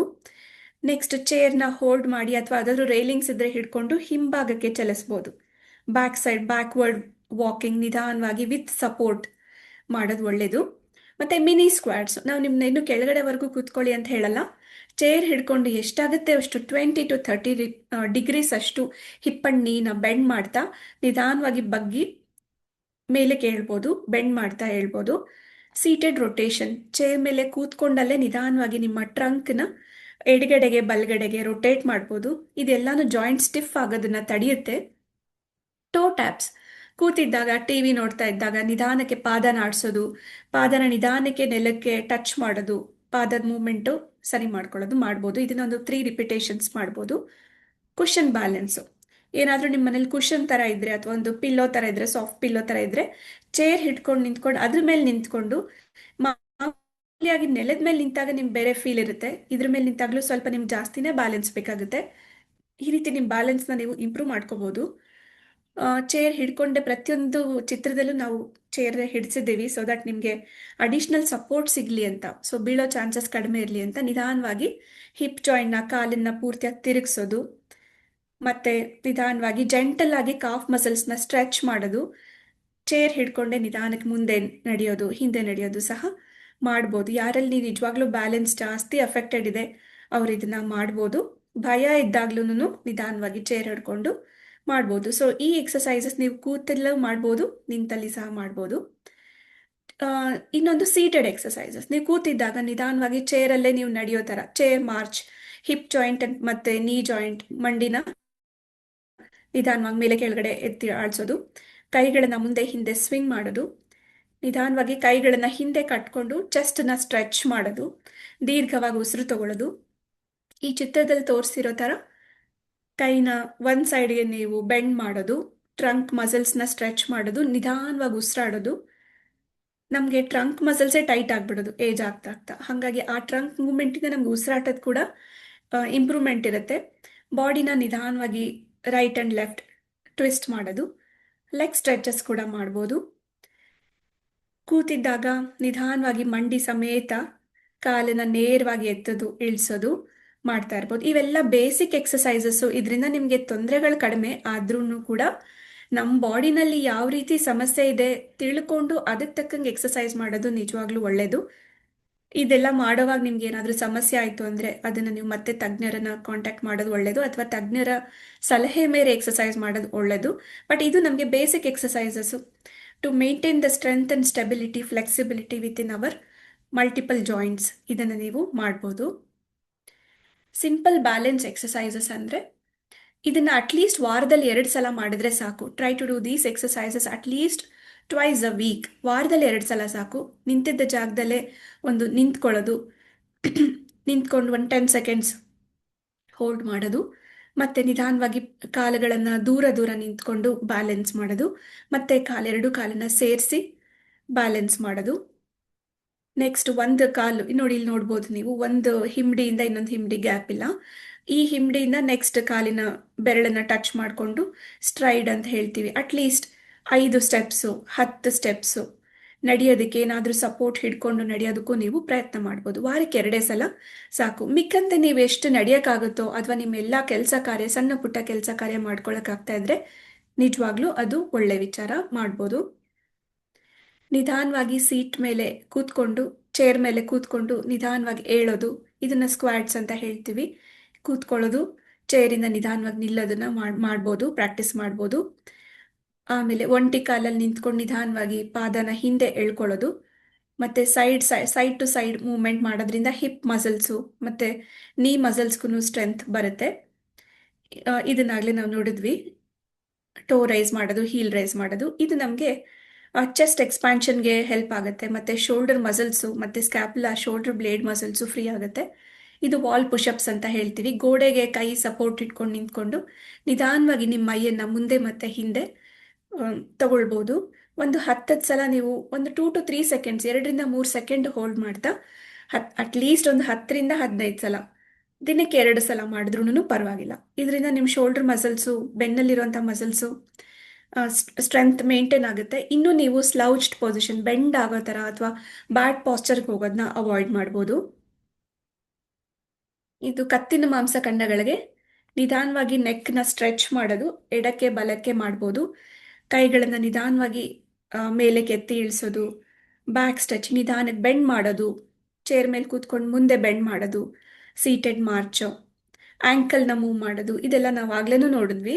ನೀ ಎಕ್ಸಸೈಸಸ್ಗೆಲ್ಲ ನಿಧಾನವಾಗಿ ಕಾಫ್ ಸ್ಟ್ರೆಚ್ ಮಾಡೋದು, ಮೀನ್ ಖಂಡಗಳನ್ನು ಎಳೆಯೋದು, ಈ ಎಲ್ಲ ಎಕ್ಸಸೈಸಸ್ಸು, ಮಿನಿ ಸ್ಕ್ವಾಟ್ಸ್, ನಿಧಾನವಾಗಿ ಕೂತ್ಕೊಳ್ಳೋ ಥರ ಮಾಡೋದು, ನಿಲ್ಲೋದು, ಇವೆಲ್ಲ ಕೂಡ ನಮಗೆ ಕಾಲಿನ ಮಸಲ್ಸು ಮತ್ತು ಕತ್ತು, ಓವರ್ ಆಲ್ ಎಲ್ಲ ಜಾಯಿಂಟ್ ಮಸಲ್ಸ್ಗೂ ಸಿಂಪಲ್ಲಾಗಿ ನಾವು ಎಕ್ಸಸೈಸಸ್ ಮಾಡ್ಕೋಬೋದು.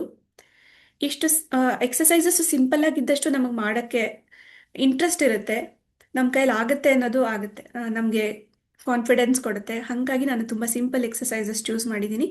ಬಟ್ ಈಗಲೂ ಹೇಳ್ತಾ ಇದ್ದೀನಿ, ನಮ್ಮ ಸಮಸ್ಯೆಗಳೇನಿದೆ ಅಕಾರ್ಡಿಂಗ್ಲಿ ಎಕ್ಸಸೈಸಸ್ ಮಾಡೋದ್ರಿಂದ ಸಮಸ್ಯೆಯಿಂದನೂ ನಾವು ಹೊರಗಡೆ ಬರ್ಬೋದು. ಇದನ್ನು ನಾವು ರೆಗ್ಯುಲರ್ ಆಗಿ ಮಾಡ್ಬೋದು. ಎಷ್ಟು ವ್ಯಾಯಾಮ ಮಾಡಬೇಕು ಅಂತ ನೀವು ಕೇಳಿದ್ರೆ, ಒಂದು ವಾರಕ್ಕೆ ಕನಿಷ್ಠ 150 ನಿಮಿಷಗಳ ವ್ಯಾಯಾಮ ಸಾಕು. ಅಂದರೆ ದಿನಕ್ಕೆ ಒಂದು 1/4 ಗಂಟೆಯಿಂದ 20 ನಿಮಿಷ ಸಾಕು. ಬೇಕಾದ್ರೆ ನೀವು ವಾರದಲ್ಲಿ 5 ದಿನ ಎಕ್ಸಸೈಸ್ ಮಾಡ್ತೀರಾ ಅಂದರೂ ಅದು ತೊಂದರೆ ಇಲ್ಲ. ಹಾಗಾಗಿ ಎವ್ರಿಡೇ ನೀವು ಹೈ ಇಂಟೆನ್ಸಿಟಿ ಎಕ್ಸಸೈಸ್ ಮಾಡಬೇಕು ಅಂತ ಏನಿಲ್ಲ. ಒಬ್ಬೊಬ್ಬರದು ದೇಹ ಸ್ಥಿತಿ ಒಂದು ರೀತಿ ಇರುತ್ತೆ. ಹಾಗಾಗಿ ನಿಮ್ಮ ಮಾಮೂಲಿ ಆ್ಯಕ್ಟಿವಿಟೀಸು, ನಿಮ್ಮೆಲ್ಲ ಕೆಲಸ ಕಾರ್ಯಗಳನ್ನು ನೀವು ಇಂಡಿಪೆಂಡೆಂಟಾಗಿ ಮಾಡಿಕೊಂಡು ಅಟ್ಲೀಸ್ಟ್ ದಿನಕ್ಕೆ 10 ನಿಮಿಷ 15 ನಿಮಿಷ ವಾಕ್ ಮಾಡ್ತಾ ಇದ್ದೀರಾ, ಮತ್ತು ಈ ರೀತಿಯ ಎಕ್ಸಸೈಸಸ್ಸು, ಲೋ ಇಂಟೆನ್ಸಿಟಿ ಎಕ್ಸಸೈಸಸ್ ಆಗಲಿ, ಏರೋಬಿಕ್ ಎಕ್ಸಸೈಸ್ ಆಗಲಿ, ನಡೆಯೋದು, ಈಜು ಬರ್ತಿದ್ರೆ ಸ್ವಿಮ್ಮಿಂಗ್ ಮಾಡೋದು ಒಳ್ಳೆಯದು. ಅಕಸ್ಮಾತ್ ನೀವು 75 ನಿಮಿಷಕ್ಕೆ ಇಳಿಸ್ತಾ ಇದ್ದೀರಾ ಅಂದರೆ ನೀವು ವ್ಯಾಯಾಮನ ಹೈ ಇಂಟೆನ್ಸಿಟಿನಲ್ಲೂ ಸಹ ಮಾಡಬಹುದು. ಈ ಎಲ್ಲ ವ್ಯಾಯಾಮಗಳನ್ನು ಅಟ್ಲೀಸ್ಟ್ ವಾರಕ್ಕೆ 2 ಸಲ ಜೊತೆಗೆ ನೀವು ಸ್ನಾಯುಗಳ ಬಲ ಜಾಸ್ತಿ ಮಾಡೋ ಥರ ರೆಸಿಸ್ಟೆನ್ಸ್ ಟ್ರೈನಿಂಗ್ ಅಂತೀವಿ. ಅಂದರೆ ಸಣ್ಣ ಪುಟ್ಟ ವೆಯ್ಟ್ಸ್ ಇಟ್ಕೊಂಡು ಎಕ್ಸಸೈಸ್ ಮಾಡೋದು ವಾರಕ್ಕೆ 2 ಸಲ ಮಾಡಿದ್ರೂ ಪರವಾಗಿಲ್ಲ. ಚಿಕ್ಕದಾಗಿ 1/2 ಕಿಲೋ ವೆಯ್ಟ್ ಎತ್ಕೊಂಡು ನಾವು ಮೊಣ್ಕೈಗೆ ಎಕ್ಸಸೈಸ್ ಮಾಡ್ತೀವಿ ಅಂತ ಆಗಲಿ, ಬೈಸೆಪ್ಸ್ಗಾಗಲಿ, ಅದು ಆ ಥರ ನೀವು ಮಾಡೋಂಗಿದ್ರೆ ವಾರಕ್ಕೆ 2 ಸಲ ಮಾಡಿದ್ರೂ ಪರವಾಗಿಲ್ಲ. ವ್ಯಾಯಾಮ ಮಾಡೋದ್ರಿಂದ ನಮ್ಮ ಆರೋಗ್ಯಕರ ಜೀವನ ಶೈಲಿ ಇಂಪ್ರೂವ್ ಆಗುತ್ತೆ, ಇನ್ನೂ ಹೆಲ್ದಿಯಾಗಿ ನಮ್ಮ ಲೈಫ್ ಸ್ಟೈಲ್ ಇರುತ್ತೆ. ಜೊತೆಗೆ ಒಳ್ಳೆ ಆರೋಗ್ಯ, ಆಹಾರ ಮತ್ತು ವ್ಯಾಯಾಮ ಈ 3 ಸೇರೋದ್ರಿಂದ ನಮಗೆ ಹೃದಯದ ಆರೋಗ್ಯ ಕೂಡ ಇಂಪ್ರೂವ್ ಆಗುತ್ತೆ. ಇನ್ ಶಾರ್ಟ್, ಸಂಕ್ಷಿಪ್ತವಾಗಿ ಹೇಳಬೇಕಂದ್ರೆ, ಫಿಸಿಯೋಥೆರಪಿನ ಬರೀ ನಾವು ನೋವು ನಿವಾರಣೆಗಲ್ಲ, ಬದಲಿಗೆ ನಮ್ಮ ಫಿಸಿಕಲ್ ಎಬಿಲಿಟಿನ ಜಾಸ್ತಿ ಮಾಡ್ಕೊಳ್ಳೋದಕ್ಕೋಸ್ಕರ, ನಮ್ಮ ದೈಹಿಕ ಸಾಮರ್ಥ್ಯನ ಜಾಸ್ತಿ ಮಾಡ್ಕೊಳ್ಳೋಕ್ಕೋಸ್ಕರ ಮಾಡಬಹುದು.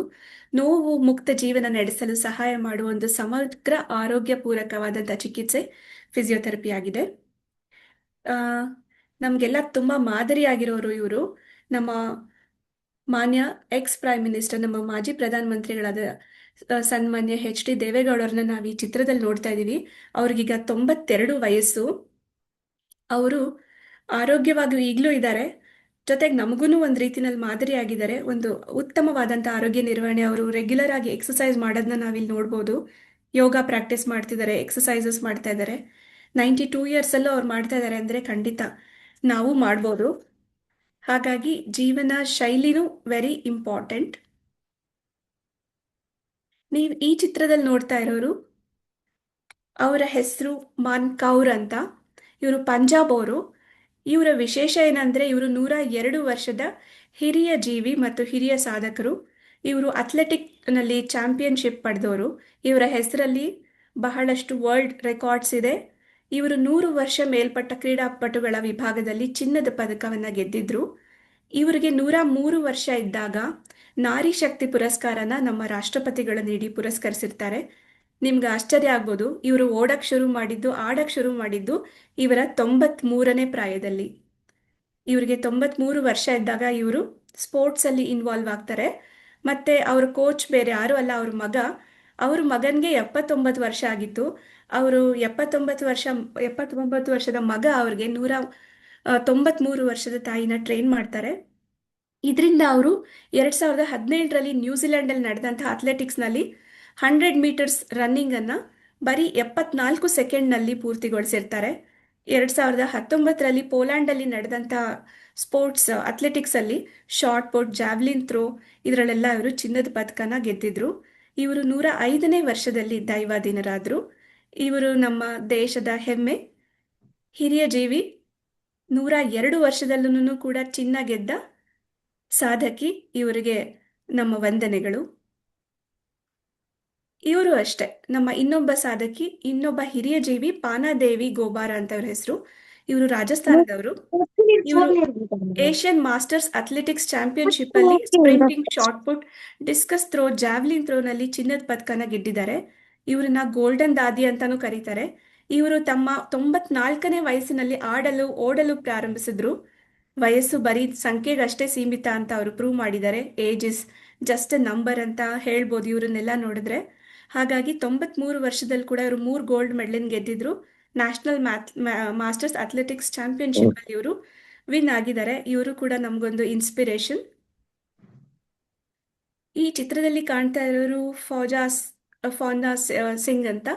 ಇವರು 114 ವರ್ಷ ಬದುಕಿದ್ರು. ಇವರು ಇತ್ತೀಚೆಗಷ್ಟೇ ನಿಧನರಾದರು. ಇವರು ಇತ್ತೀಚೆಗೆ ಅಂದರೆ ಜುಲೈ ತಿಂಗಳಲ್ಲಿ 14ನೇ ಜುಲೈ 2025ರಂದು ನಿಧನರಾದರು. ಅದು ರಸ್ತೆ ಅಪಘಾತದಲ್ಲಿ ನಿಧನರಾದರು. ಇವರು ಕೂಡ ಹಲವು ಸಾಧನೆ ಮಾಡಿದ್ದಾರೆ. 104 ವರ್ಷದವರಿದ್ದಾಗ ಇವರು ಎಷ್ಟೊಂದು ಪ್ರಶಸ್ತಿಗಳನ್ನು ಗೆದ್ದಿದ್ದಾರೆ. ಮತ್ತು ಸ್ಪೋರ್ಟ್ಸಲ್ಲಿ ಮ್ಯಾರಥಾನಲ್ಲಿ ಇವರು ತುಂಬ ಆ್ಯಕ್ಟಿವ್ ಆಗಿದ್ದವರು. ಹಾಗಾಗಿ ನಮಗೆ ಇನ್ನೂ ವಯಸ್ಸಾಗಿಲ್ಲ ಯಾರಿಗೂ ಅಂತ ಇವರನ್ನೆಲ್ಲ ನೋಡಿದಾಗ ನಮ್ಗೆ ಅನಿಸಿದ್ರೆ ನಿಜವಾಗ್ಲೂ ಅದು ಸುಳ್ಳಲ್ಲ. ಎಸ್, ನಾವು ಇನ್ನೂ ಎಲ್ಲರೂ ಯಂಗ್ ಆಗಿದ್ದೀವಿ ಅಂತ ಅನಿಸುತ್ತೆ.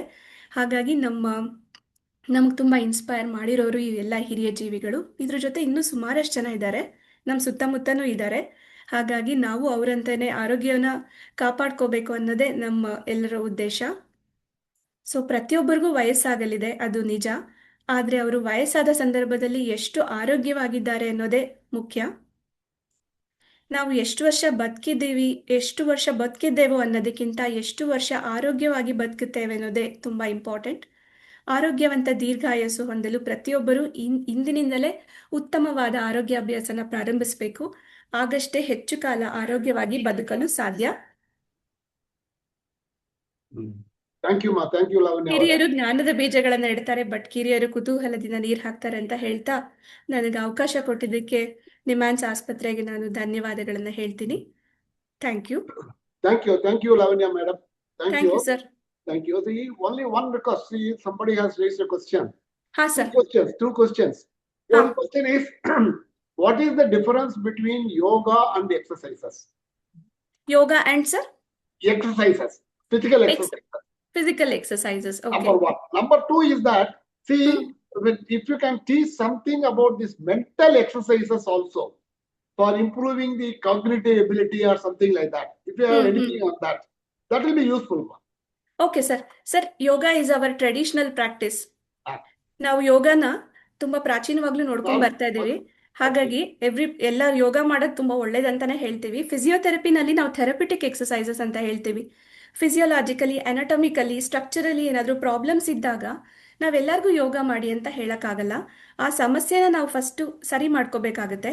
ಆಮೇಲೆ ಯೋಗದ ಎಲ್ಲ ಆಸನಗಳು ಎಲ್ಲಾರ್ಗೂನು ಸಮಸ್ಯೆಗಳಿದ್ದಾಗ ಅದು ಸೂಟಬಲ್ ಇರಲ್ಲ. ಜನರಲ್ ಆಗಿ ಎಲ್ಲರೂ ಮಾಡ್ಬೋದು, ಆದರೆ ಸಮಸ್ಯೆಗಳಿದ್ದಾಗ ಯಾವುದನ್ನ ನೀವು ನಿಯಮಿತವಾಗಿ ಮಾಡಬೇಕು ಅಥವಾ ಎನಿ ಪರ್ಟಿಕ್ಯುಲರ್ ಎಕ್ಸಸೈಸಸ್ ನೀವು ಮಾಡಬೇಕು ಅಂದಾಗ ಫಿಸಿಯೋಥೆರಪಿನಲ್ಲಿ ನಾವು ಗೈಡ್ ಮಾಡ್ತೀವಿ.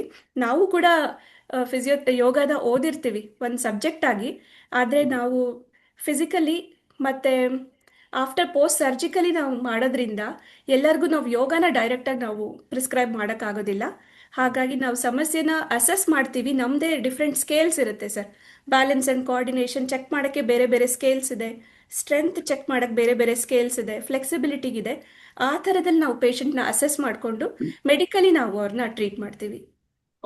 ಓಕೆ ಮಾ, ಎಲ್ಲಿ ಅದು ಅಸೆಸ್ಮೆಂಟ್ ಎಲ್ಲಿ ಮಾಡ್ತಾ ಇದ್ದೀರಿ ನೀವು? ತಾವು ನಾನು Sanjay Gandhi institute of trauma and orthopaedic sir, Jayanagar first block. ಅಲ್ಲಿ ಬಂದ ಮಾಡಿಕೊಡ್ತೀರಾ? ಖಂಡಿತ ಖಂಡಿತ ಅದು ಏನು ಪ್ರೊಸೀಜರ್ ಮಾಡಬೇಕು ಸರ್. ನಮ್ದು ಆಕ್ಸಿಡೆಂಟ್ ಹಾಸ್ಪಿಟಲ್ ಮತ್ತೆ ಆರ್ಥೋಪೆಡಿಕ್ ಹಾಸ್ಪಿಟಲ್. ನೀವು ಅಲ್ಲಿ ಬಂದು ನೀವು ರಿಜಿಸ್ಟರ್ ಮಾಡಿಸ್ಕೊಂಡು ನಿಮ್ಮ ಸಮಸ್ಯೆ ಏನಿದೆ ಅಂತ ನಮ್ಮಲ್ಲಿ ಬರೀ super speciality in orthopaedic and sports. ಹಾಗಾಗಿ ನಿಮ್ಮ ಸಮಸ್ಯೆನ ಅಲ್ಲಿ ಅಸೆಸ್ ಮಾಡಿಕೊಂಡು then we will treat you sir accordingly. not only this information is not only for me, ma. General, yes sir, yes. ಯಾರು ಬೇಕು, ಇದು ಗವರ್ಮೆಂಟ್ ಇನ್ಸ್ಟಿಟ್ಯೂಷನ್, ಯಾರು ಬೇಕಾದ್ರೂ ತುಂಬಾ ಬರ್ಬೋದು ಜನ ಸರ್. ಬಂದಿದ್ದಾರಲ್ವಾ, ಅವ್ರಿಗೆ ಕೇಳ್ತಾರೆ. ಏನಂತ ಅವರು ತುಂಬಾ ಜನ ಬ್ಯಾಂಗ್ಳೂರಿಂದ ಬಂದಿದ್ದಾರೆ. ಅವರು ಅಲ್ಲಿ ಒಂದು ಮೀಟ್ ಮಾಡಿ ಏನಾದ್ರು ಬೇಕಾದ್ರೆ ತಗೊಳ್ತಾರೆ. ಖಂಡಿತ ಬನ್ನಿ ಸರ್. ಅಡ್ವೈಸ್ ನಾಳೆ ಬರ್ತೀನಿ. ಖಂಡಿತ ಬರ್ಬೋದು. ನಾಳೆ ಬರ್ತೀನಿ. ಎಸ್ ಎಸ್ ಬನ್ನಿ sir. I will come. Any consultation time ಏನಾದ್ರು ಇದೆಯಮ್ಮ? ನಮ್ಮ OPD ಟೈಮಿಂಗ್ಸ್ ಬೆಳಗ್ಗೆ 9 ಗಂಟೆಯಿಂದ ಸಂಜೆ 4 ಗಂಟೆವರೆಗೂ ಸರ್.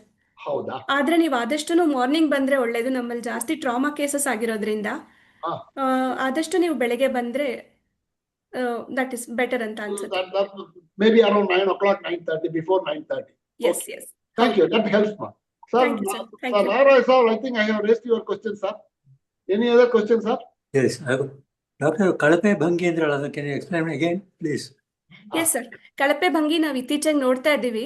ಚಿಕ್ಕ ವಯಸ್ಸಿಂದ ದೊಡ್ಡವರೆಗೂ ನಾವು ಎಷ್ಟೋ ಸಲ ಮೊಬೈಲ್ ನೋಡಬೇಕಾದ್ರೂ ತುಂಬ ಹೊತ್ತು ಕತ್ತನ್ನ ಕೆಳಗಡೆನೆ ಬಗ್ಸ್ಕೊಂಡಿದ್ದು ಗಂಟೆಗಟ್ಟಲೆ ಇರೋದು ನೋಡಿದ್ದೀವಿ. ಹಾಗಾಗಿ ನೆಕ್ ಮಸಲ್ಸ್ಗೆ ಅತಿಯಾಗಿ ಒತ್ತಡ ಇದರಿಂದ ಬೀಳ್ತಾ ಇರೋದು ಗೊತ್ತಾಗುತ್ತೆ.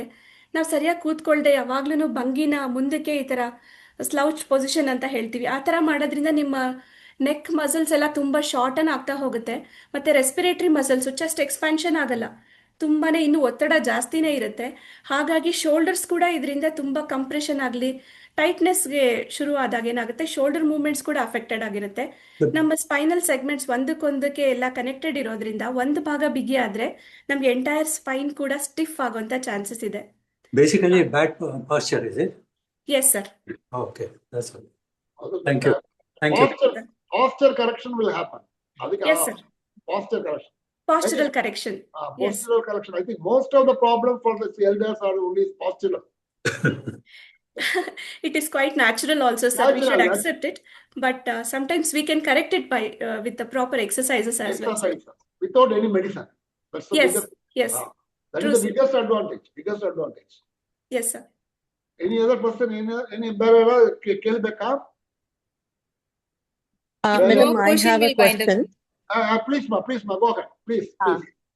ಮೇಡಮ್, ಇವಾಗ ರೀಸೆಂಟ್ ಆಗಿ ನನಗೆ ಒಂದು 10 days back I was diagnosed with ಇದು ಲಂಬರ್, ಇದು L1 L2 L2 L3 and L4 L5 ನಲ್ಲಿ ಸ್ವಲ್ಪ ಡಿಸ್ಕ್ ಬಲ್ಜ್ ಇದೆ ಅಂತ, ಅಂಡ್ ಅದಲ್ಲದೆ SI ಜಾಯಿಂಟ್ ಇನ್ಫ್ಲಮೇಷನ್ ಇದೆ ಅಂತ ಹೇಳಿ ಇವಾಗ ಸದ್ಯಕ್ಕೆ ಮೆಡಿಕೇಶನ್ಸ್ ಕೊಟ್ಟು ಬೆಡ್ ರೆಸ್ಟ್ ಹೇಳಿದ್ದಾರೆ.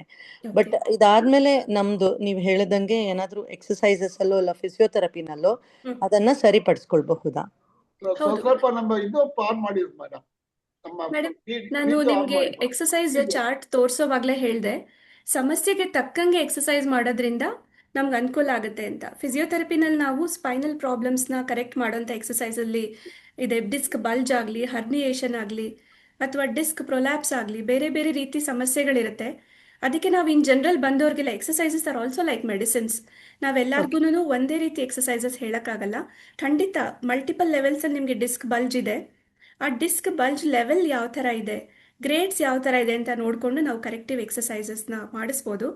ಎಲ್ಲಿ ನಿಮಗೆ ತುಂಬ ಒತ್ತಡ ಬೀಳ್ತಾ ಇದೆ, ಯಾಕೆ ಆ ಥರ ಆಗ್ತಿದೆ ಅಂತ ನಿಮ್ಮ ಲೈಫ್ ಸ್ಟೈಲ್ ಕರೆಕ್ಷನ್ ಜೊತೆಗೆ ಎಕ್ಸಸೈಸಸ್ ಮಾಡೋದ್ರಿಂದ I think you can overcome that problem madam. Okay, so ನಂದು ಪ್ಲಸ್ ಎಲ್ಲ ತಗೊಂಡ್ ಬಂದ್ರೆ ನಿಮ್ ಸಂಜೆಗೆ ಖಂಡಿತ. ನಾನು ಬ್ಯಾಂಗ್ಳೂರಲ್ಲೇ ಇದ್ದೀನಿ, ತಗೊಂಡ್ ಬಂದ್ರೆ ಖಂಡಿತ ಅದು ಕರೆಕ್ಟ್ ಇದು ಮಾಡಬಹುದಾ? ಮಾಡ್ಬೋದು. ನಮ್ಮಲ್ಲಿ ಸ್ಪೈನ್ ಡಿಪಾರ್ಟ್ಮೆಂಟ್ ಕೂಡ ಇದೆ, ಹಾಗಾಗಿ ನೀವು ಬರ್ಬೋದು. Okay madam, thank you very much. Thank you. So we can wind up, I think. Almost all the questions over. Jamunathan sir? One question, doctor. Yeah, ಇದು ಲಾಸ್ಟ್ Hello? ಕ್ವಶನ್ ಆಗಿ ಇಡಬಹುದು. After Last this we'll question. wind up.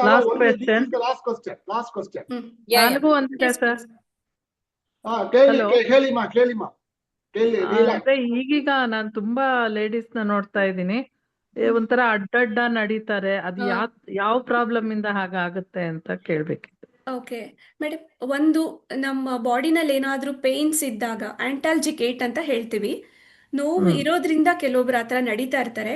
ಆದರೆ ಅಡ್ಡಡ್ಡ ನಡೀತಾ ಇದ್ದಾರೆ ಅಂದರೆ ಈ ಥರ ವ್ಯಾಡ್ಲಿಂಗ್ eight ಅಂತ ನೀವು ಹೇಳ್ತಾ ಇದ್ದೀರ ಅಂತ ಅನ್ಕೋತೀನಿ. ಸೊ ಅದು ನಮ್ಮ ಗ್ಲೂಟಿಯಲ್ ಮಸಲ್ಸ್ ಅಂತ ಹೇಳ್ತೀವಿ. ಸೊಂಟದ ಮಸಲ್ಸ್ ಅಥವಾ ಬಟಕ್ಸ್ ಅಲ್ಲಿರುವಂತಹ ಮಸಲ್ಸ್ಗೆ ಗ್ಲೂಟಿಯಲ್ ಮೀಡಿಯಲ್ ಮಸಲ್ ಅಂತ ಹೇಳ್ತೀವಿ. ಆ ಮಸಲ್ಸ್ ಏನಾದರೂ ನಮಗೆ ವೀಕ್ ಆಗಿದ್ರೆ ಅಥವಾ ಅಲ್ಲಿರುವಂಥ ನರ ಅಥವಾ ಮಸಲ್ಸ್ ವೀಕ್ ಆಗಿದ್ರೆ ನಮಗೆ ಪೂರ್ತಿಯಾಗಿ ವೇಟ್ ಬಿಟ್ಟು ನಡೆಯೋದಕ್ಕಾಗೋದಿಲ್ಲ. ಹಾಗಾಗಿ ಕೂಡ ಅಥವಾ ಮಂಡಿ ನೋವು ಇದ್ರೂ ಅವರು ಮಂಡಿ ಮೇಲೆ ಭಾರ ಹಾಕಲ್ಲ. ಅದರ್ ಅಸೋಸಿಯೇಟೆಡ್ ಪ್ರಾಕ್ಸಿಮಲ್ ಸೆಗ್ಮೆಂಟ್ಸ್ ಅಂತೀವಿ, ಅದನ್ನ ಯೂಸ್ ಮಾಡ್ಕೊಂಡು ನಡೀತಾರೆ. ಹಾಗಾಗಿ ಕೂಡ ಆ ಥರ ನಡೀತಾ ಇರ್ಬೋದು. ಅದಕ್ಕೆ ಕರೆಕ್ಷನ್ ಇದೆಯಾ ಮೇಡಮ್? ಎಸ್ ಕರೆಕ್ಷನ್ ಇದೆ ಮೇಡಮ್, ಮಾಡ್ಕೋಬಹುದು. ನೀವು ಅದಕ್ಕೆ ಗೇಟ್ ಟ್ರೈನಿಂಗ್ ಅಂತಾನೆ ನೋಡ್ಬೇಕಮ್ಮ. ಹೇಳ್ತೀವಿ. ನೀವು ಅವರ ಡೈರೆಕ್ಟರ್ ನೋಡ್ಬೇಕಮ್ಮ. ನೋಡಿ ಅವ್ರ ಕನ್ಸಲ್ಟ್ ಮಾಡಿ ಸಂಜಯ್ ಗಾಂಧಿ ಹಾಸ್ಪಿಟಲ್ ಅಲ್ಲಿ ಹೋಗಿ ಅವ್ರ ಹತ್ರ ಕನ್ಸಲ್ಟ್ ಮಾಡಿಮ್ಮ, ಆಮೇಲೆ ಅವ್ರು ಕೊಡ್ತಾರೆ. Okay, madam, you can just close down, ma, because all of you are busy Yes, people. yes. Ma'am Lavanya ma'am, thank you so much for this wonderful session. It's really eye-opening that exercise we need to do. And I thank Jamunathan sir and all the participants also. Thank you so much, sir. Thank you so much, sir. Thanks for the opportunity. Thank you, ma'am. Thank you so Thank you much. all. Thank you. In fact, we should only Thank thank you you. very much, You madam. have taken your time off and taught us, the seniors. Thank you, madam. So thank you very much. Thank you so much.